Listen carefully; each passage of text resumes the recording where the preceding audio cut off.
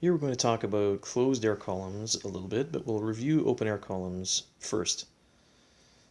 So we have an open air column that has a fundamental frequency of 200 Hz. What is the frequency of the second harmonic, also known as the first overtone?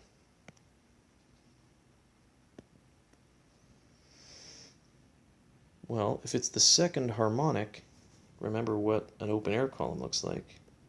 If we could see the resonating wave inside the air column, the first harmonic would look something like this, where we have an antinode at each end and one node in the middle. So the second harmonic would have two nodes inside, something like that. Still has to have an antinode at each end. So here we have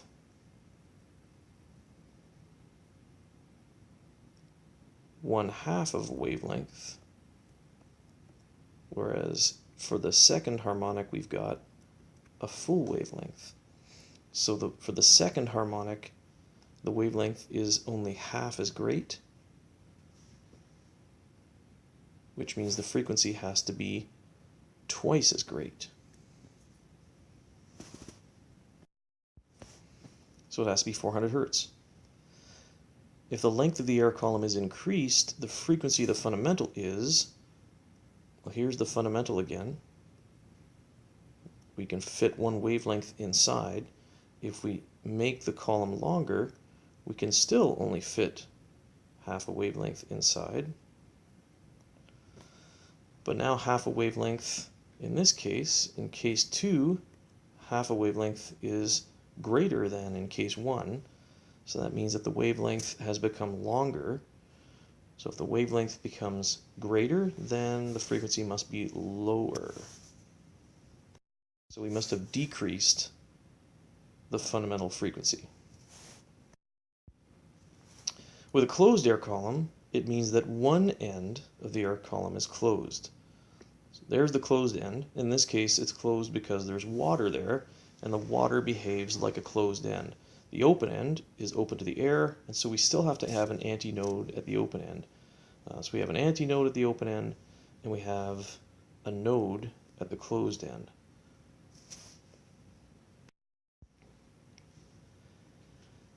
So if one end of the air column is closed off, then it has to have a node at that end. It doesn't have to be closed off with water. It could be closed off with a solid surface as well, steel or rock or something like that.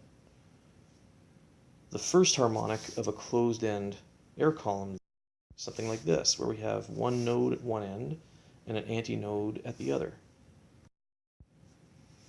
That means that we can only fit a quarter of a wavelength in the entire length, which means that the wavelength must be equal to 4 times the length of the air column. The next higher harmonic that can be produced is the third harmonic. We can't get a second harmonic because that would require having a half a wavelength in the air column, which would look something like this. But we can't do that because we can't have a node at the open end. It has to be an antinode. So it's physically impossible to get the second harmonic for a closed air column. Here we have 3/4 of a wavelength fit inside the length, which means that the wavelength must be equal to 4 times the length over 3. So this, again, is called the third harmonic, not the second. And its frequency is 3 times the frequency of the fundamental frequency.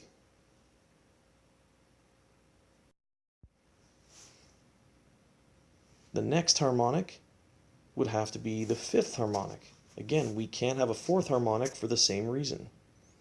What would the fourth harmonic look like?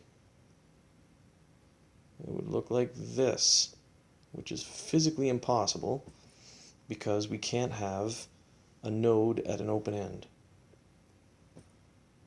Even if we close one end, we can't have a node at the open end up here. So the fifth harmonic would have a length of 5 lambda over 4, because how many wavelengths do we have in here?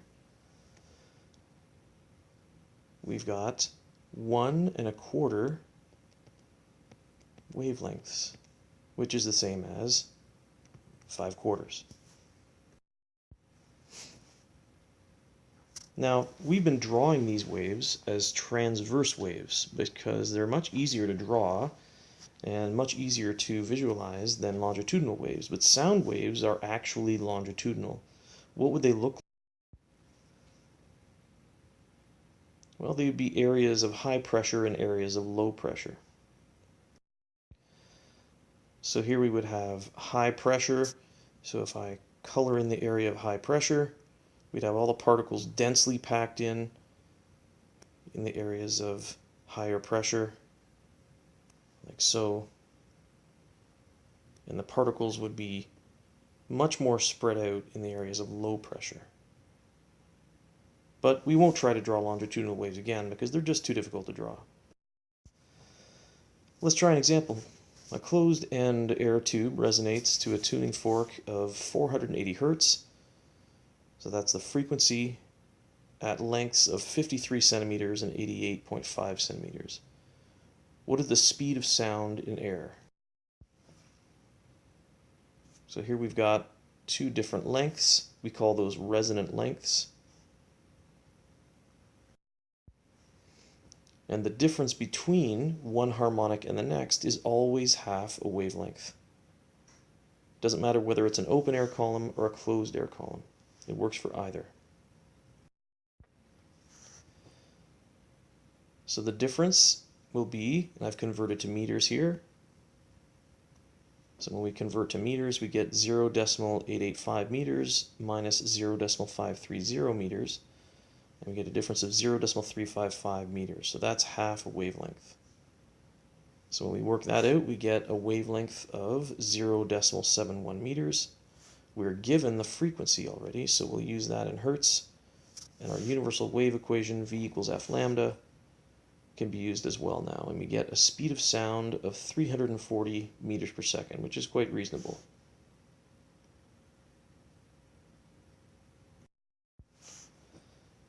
All right, now we're going to try a lab activity which involves resonant lengths for a closed air column and the speed of sound.